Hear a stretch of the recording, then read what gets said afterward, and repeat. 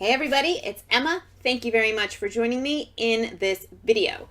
So today I am doing maybe the only and maybe the first part of my year-end favorites.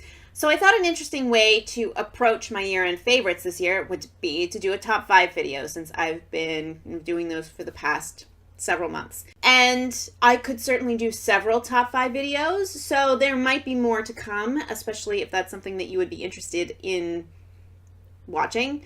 But for this video, I wanted to do my top 5 favorite finds of 2017. So these are all either new products on the market or new products to me. I think only 1 or 2 might be slightly older products, but most of these were launched in 2017.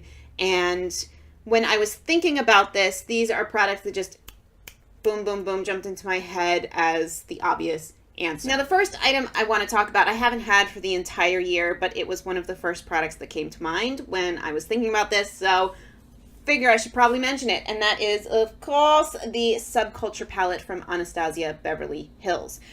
I am wearing a couple of the eyeshadows today, although it's not the base of my look. But I have plenty of videos where I used this, and I'm sure there will be plenty more. I figured I'd give it a little bit of a rest since I know a lot of people didn't actually like this palette. So, but I love it. I find it really inspiring. I find it pretty easy to work with, and I don't say that like, oh, because I'm so great at makeup, but I think it just, the texture of the shadows works for how I tend to do my makeup. I love the colors in here. They're almost all completely unique to other things in my collections. I love this palette, and I have continued to use it a ton in my everyday life, and again, it inspires me. So that's something that I find, even if I really love a palette and I think it's really pretty, I don't have a lot of other makeup items that inspire me like this does. Now, if you've been with this channel since the beginning, this next item will surely not be a surprise. These, I think, first showed up in my February favorites, and it was the most repeated product in my monthly favorites by far over the year, and that is the Wet n Wild makeup sticks. Specifically these two, just because I've had them the longest, but these are also great. So I am wearing both of these items today. This is the contour, although I use it as a bronzer shade in Call Me Maple. I find this to be a very nice tone for my skin, and you know, I've applied it pretty lightly, mostly because I'm a pansy with bronzer. But I find it very easy to work with. I've done a video on these already, which I will link. The blush I'm wearing is Floral Majority, which is a nice warm dusty rose. It's a matte color.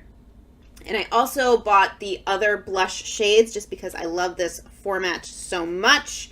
This one, Peach Bums, is a fast favorite as well. It is a peachy pink with a golden sheen to it. It's not sparkly at all. I love this as a really quick, easy, glowy, but it's got the shine already, so I don't have to add any other products.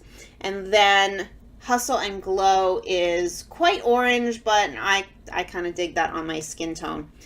These are awesome over bare skin. I would wear these to kind of just zhuzh up my face a little bit in the summer. If I didn't feel like wearing foundation, I would just throw those on with some highlighter and be good to go. I think they blend beautifully on bare skin, over a cream product, and also over a powder. Like today, I had set my foundation before using those, and it's fine. You can see the application in that review video that I did. They're fabulous. I don't hear anybody talk about them. I don't know why. I guess cream products aren't everybody's cup of tea, but if they're yours, definitely check those out. Next up has been my go-to base product for much of the year, and that is the Buxom Show Some Skin Weightless Foundation. I have it in the shade Tickle the Ivory. I am wearing it today. I have worn it in a ton of different videos, although I don't think I have actually done a dedicated review video for this. And I probably should, because I absolutely love it. It's fabulous if you want something that's a little bit lighter, more natural looking. I find this just makes it look like I naturally have really nice skin. It blends into the skin really well. It looks very natural. You can build it up. I can definitely cover the redness on my nose, although it's certainly not going to get to full coverage. I just think it's beautiful. And again, it's one of those products that I don't hear anybody talk about. I just think this is my perfect everyday go-to foundation. So the next thing I want to mention isn't a product necessarily, but a thing, a brand, and that is The Ordinary. I have a ton of videos about The Ordinary products that I have tried on my channel already. I will link all of those in the description box, and they will probably be on cards around. So these fly. Whee!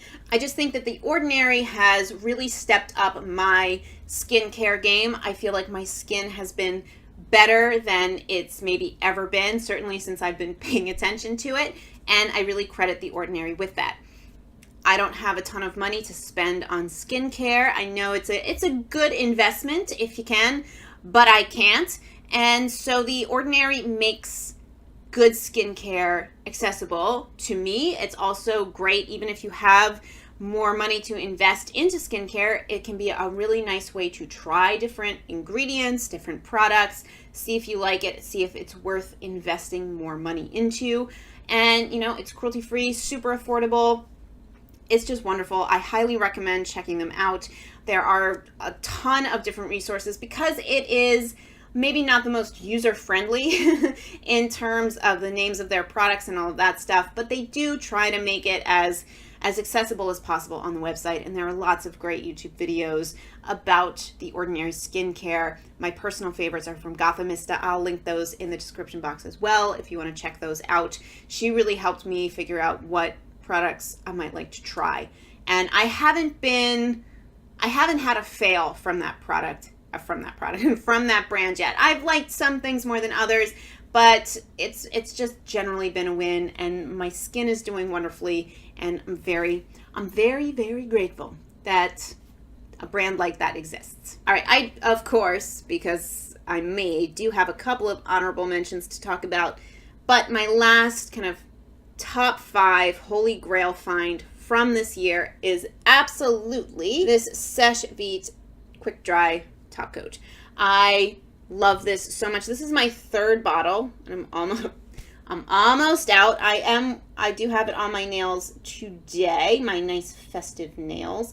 These are maybe 5 days old, and they're just starting to get a little wear down on the tip of my nail, but it's just not only beautiful and shiny to look at, but it makes your nail polish dry so quickly. I like to paint my nails at night when I get home, relax. It's a very kind of meditative thing for me. But as anybody who has that habit knows, if you don't time it right and you still have even slightly not quite bone dry nails when you go to bed, you wake up the next morning with sheet marks in your nails. This makes that not happen. I can paint my nails right before brushing my teeth, and by the time I go to bed, my nails will be completely dry, and I haven't woken up with sheet marks since I started using this product.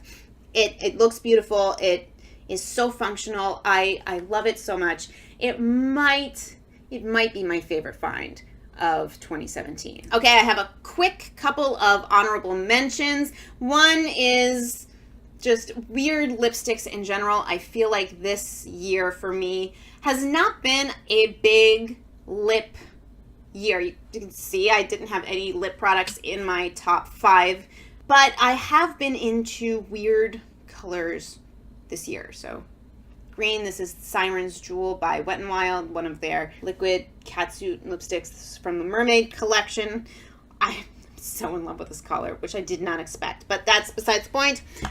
Blues, purples, I've just been really into weird lipsticks. Another couple of honorable mentions I have is highlighter. Now, highlighter has been a thing for the past couple years. I have oily skin, so I was never really into the trend, but this year I just went for it, and I've been really into the highlighters this year. A couple of my favorites. This NYX Away We Glow liquid highlighter is absolutely beautiful. It has such a pretty sheen on the skin. It looks very natural. There it is. This is the shade Moonbeam, by the way. It just looks like something that can come from your skin. The other product I want to mention is the Wet n Wild MegaGlo highlighting powders. I think these are just fantastic. A couple of my favorite shades. This is Lilac to Reality. This was one of the limited edition products from the spring collection. They do have this in a permanent shade, although I haven't compared the two formulas because I have this, so why would I buy it again? I mean, let's be honest, this is not a shade that I'm using all the time, but it is fun to play with now and again. I am wearing Precious Petals on my cheeks right now. This was a limited edition product last year. People loved it so much, they brought it back into a permanent range, and they have since added new colors. One of my favorites is Blossom Glow. They have a ton of shades. They're really great quality. Hello. Be helpful if it was in frame. And they're also obviously Wet n Wild, so they're pretty inexpensive. So these have been an awesome find over the year, and I've just enjoyed playing with the highlighters and maybe the more intense, maybe the more kind of oddball highlighters as well. So that's been fun over the past year. And that is it. That is my top 5 favorite finds of 2017, plus a couple honorable mentions. If you have any questions, comments about these products, let me know. And please let me know what your favorite finds of 2017 have been. If you would be interested in another top 5 favorites of maybe things that have been in my collection or older products that I've continued to love over the year, let me know. And yeah, thank you very much for hanging out with me and watching this video. 2017 has certainly been a very interesting year, but I have high hopes for 2018. I hope that you have a really wonderful holiday season, whatever that means for you, and I'll see you in 2018. Bye, guys.